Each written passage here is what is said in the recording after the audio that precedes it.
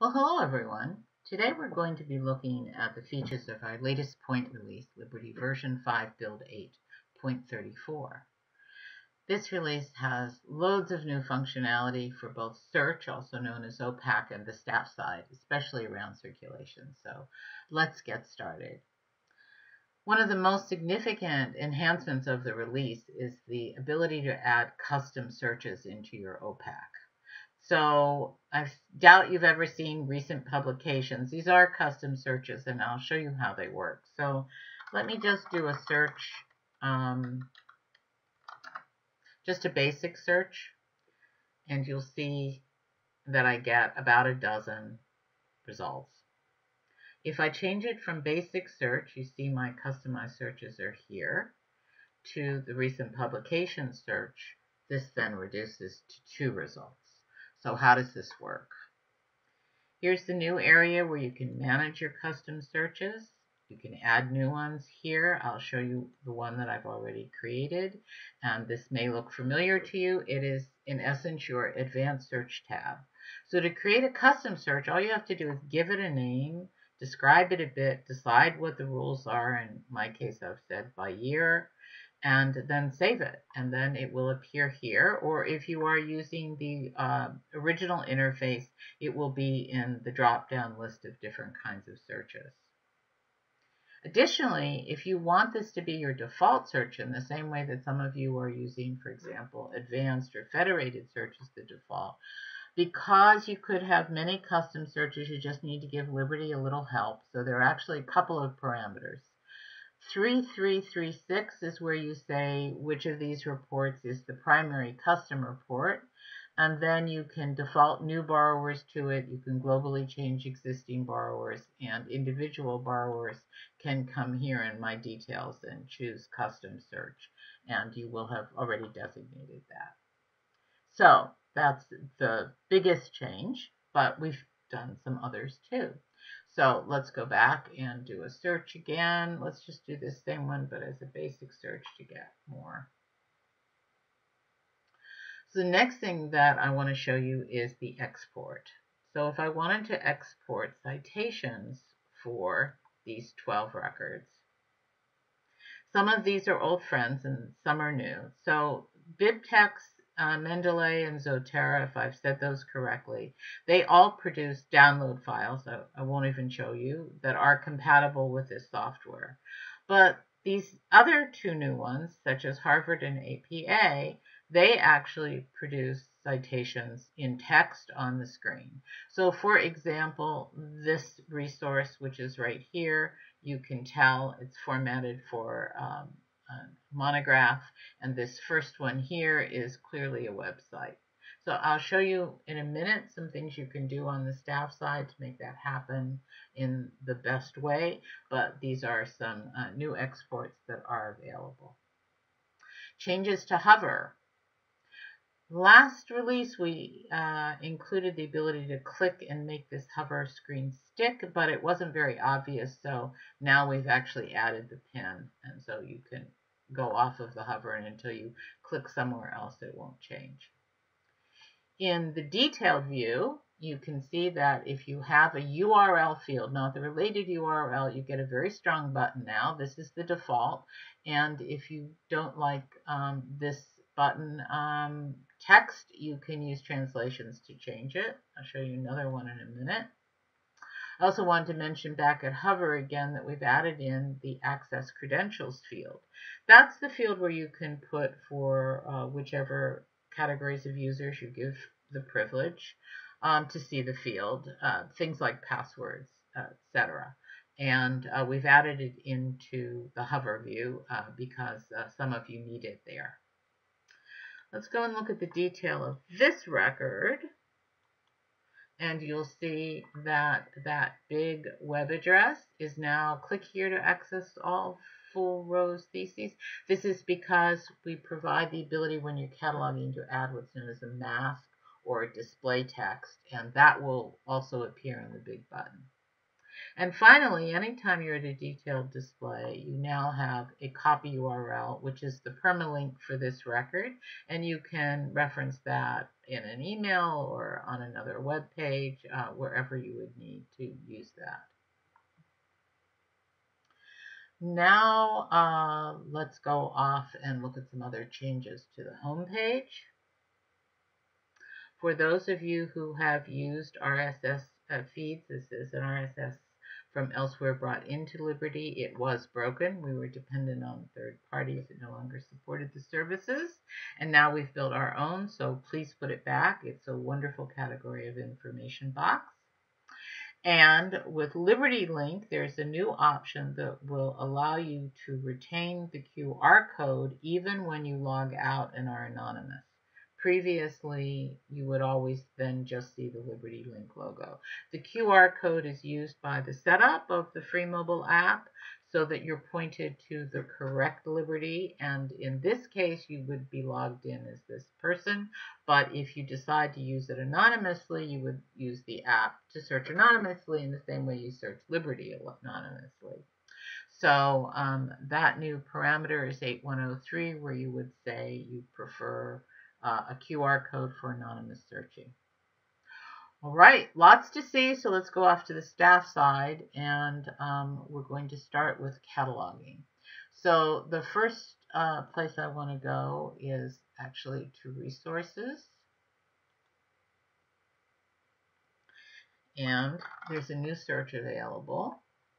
It's called relationship type. Notice there's no space here, and I'm just using the operator contains and a specific kind of relationship. What this will do is bring you resources that have used the related record feature. Now, this might have come in from a MARC import or Z cataloging, or you may use the maintain related resources. The list of established relationships are here, but this search allows you to find records that have used them.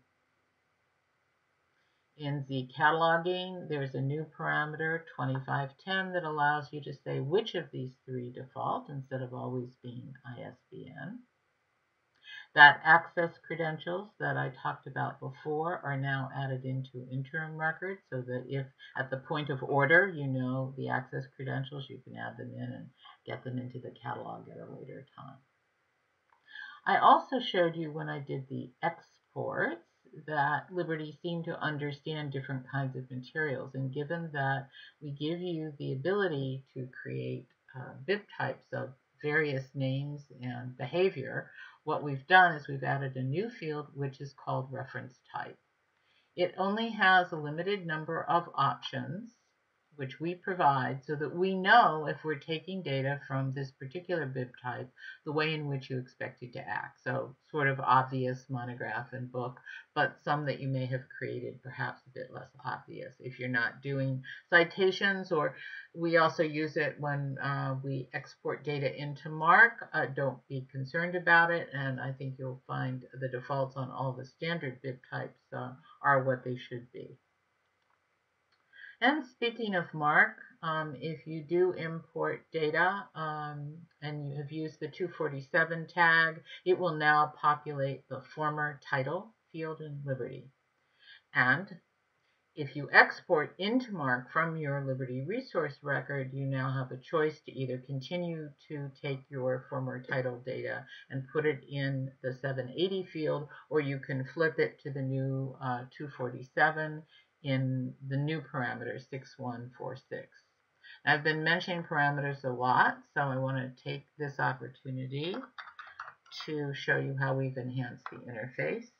Now I want to get to that parameter I just mentioned that I typed in, and previously you were probably taught to click edit here and then find the parameter. But now we've enhanced it, so you can go directly to the parameter and edit here or here, and then make the change. Okay, so a little easier and a kind of direct line for a specific parameter editing. Lots to show you in circulation, especially around borrowers. So if we add a new borrower, the first thing you might see is that you can now have a system-generated alias. Liberty will assign an L number that is just next in sequence, so you can have Liberty design your aliases. And if from OPAC you offer a registration link, check the release notes, because we have given you the syntax so you can put a link to the registration page on, again, another web page. Let's assume that these two Angelos, due to circumstance, are really the same person, so we've added in a merge borrower. As with all other merge functionality in Liberty, you choose the good one, the bad one, and anything that's unique, like alias or name, will be from the good one. But all of those links to circulation, acquisitions, and serials, those will all be protected, and they will all end up on the final one. For those of you who use borrower lists, which we introduced a while ago and people use in serials distribution or emails, we've now added some added functionality there. We've added the ability to make a rule. So in this example, I've just said anyone who belongs to the department library belongs to this group. And that means that in overnight processing, if some new borrower is added and belongs to the library department, they will automatically be added to the group. Changing departments wouldn't remove them, because you can also manually add other people into the group and then use the group functionality as designed earlier. Now let's go find borrower records. I can show you a couple of other things. This is a new field. It could be positioned anywhere, which is the last login context. It will just tell you whether your user came in through Liberty or the mobile app. Will give you a really good sense of, for example, mobile app usage, or through one of the third-party SIP2 stations. And this field, which is last visited, this is an existing field that people use to see borrower activity. If the one actual activity is something like a user at a third-party circulation station, or tight integration through ebook providers like Overdrive and Wheelers, the SIP2 protocol reaches out to Liberty and says, is this borrower okay? And you can configure SIP2 so that it will also update the date visited. You may need a little help from support, but if that makes sense for how you're using these products and features, just contact support and they will help you. Let's go back to borrowers. Let's just make a list of all of them, and I'll show you the new notify outstanding charges. So out of my 122 borrowers, and this could have been certainly a subset based on something else, 2 have outstanding charges, and if I click this button, they will get an email informing them of that. We've also added a new kind of statistic for circulation, both in circulation reports and analytics, which says loan method. That is, did this loan occur through circulation desk or the mobile app, or was someone on my portal doing renewals, or using self-circulation, or SIP2, as I was just explaining before. I'll show you that when we get to reports, but that's a new feature. And the final thing I wanted to touch in circulation actually is something we've added for a new kind of notification, not necessarily an overdue. So let me just look at an existing notification. We added in this idea of loan filter a few releases ago so that you wouldn't have to designate number of days. You could say all of some things, for example, and this is the new one, loan activity. So you could design a notification, clearly it wouldn't be an overdue notice, that in essence confirmed people's loan activity, all your new loans for the day, or any renewals, any change to loan, however you design this notification, that's the email or paper that would come out. If you're using bookings, there is a new option now, which is parameter 3509, which would show you only today's bookings. I have none, but separated from all bookings, because you might have a page full. We've also given you a new field, user text 1 until you rename it, that you can use within the detail of the booking. And all of those standard notifications that go out now have their own parameters. The reason for that is so that if you have variations, you can let Liberty know which one you're using. Just a few changes. Acquisitions, there's a new option which is parameter 2111, which says that if you add a copy at the end of the order to a cataloging record, it'll take the cost from the most recent order record. Could be very useful. Don't forget that parameter. And in serials, I think we've actually enhanced the component. I'll just show you how this works. Let's do this one. When you set up a component, when you look at the prediction system to see if you've got it right or not, you'll also often hit predict. And for those of you who do this often, this will be a shock because it's actually showing you some history. And prediction typically has always been from now forward, no matter what else. So we're now keying it from the sample issue date. So we hope that that will be more valuable for you. Let's go back to resources for a minute and let's access global change. Now, before this release, whatever was alphabetically first sat there and as you can imagine, occasionally was changed without wanting to do so. So now we've made it blank. You must choose a field. And secondly, notes were never included, and further down the list, user notes. Just a gentle reminder that global change is about changing the entire contents of the field, not a word within a notes field, for example. And now let's go and talk a little bit about reports. So the first one I can't really show you, but if you're using one of our Type E book and audiobook integrations with Overdrive or Wheelers, you can set it up so that in the middle of the night, any bibliographic changes or link changes are added in automatically. There will now be an email that goes to the library email, whatever's defined in parameters, that tells you which ones were updated. Also, with custom reports, which are pretty much everywhere, we've added a few new fields which are only used by some of you, but if you use them, it's very nice. They can now be part of the custom reports, which are these special user fields that you may change the name of and use. Boolean being a kind of yes, no, the 3 dates fields, and integer, which must be a number. So if you've used any of those, they are now available for you in custom reports.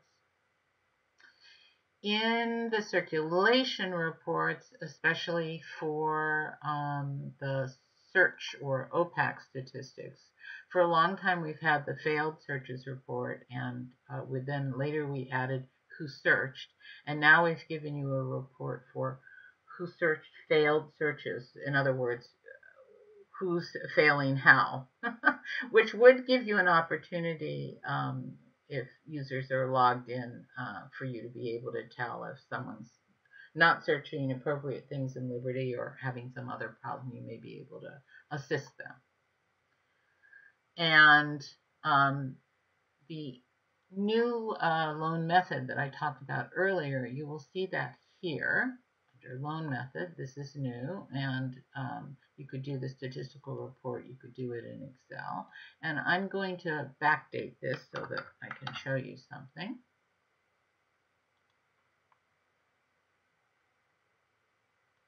It's a short report. It'll just take me a moment.